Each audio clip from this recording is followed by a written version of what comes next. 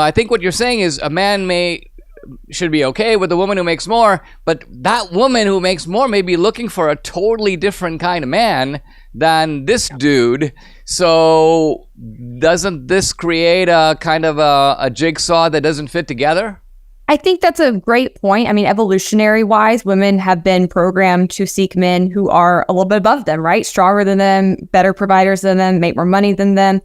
So I think that can be a percentage of the problem that we're dealing with. I think certainly there's some women who are, as on TikTok, they call it being delulu, who are delusional about their prospects, who are delusional about what's out there, and who honestly have very bad value systems, right? They don't value the things in a person that would actually make them a good mate. And instead they look at these superficial sort of other criteria.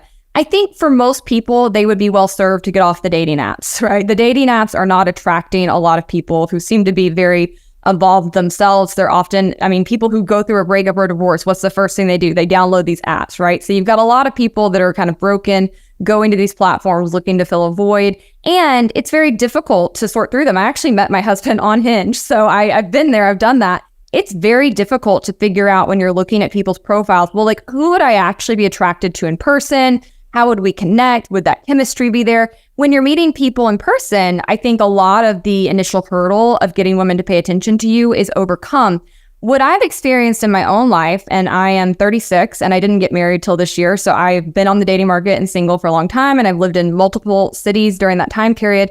And across the board, what I find is that there are a lot of women who are really working hard on themselves to be ready to meet the right person. They're trying to put themselves out there. They're getting involved in churches. They're getting involved volunteering. They're joining sports leagues. And what I've observed is that the men aren't there, especially when you talk about the churches, especially when you talk about some of these social organizations.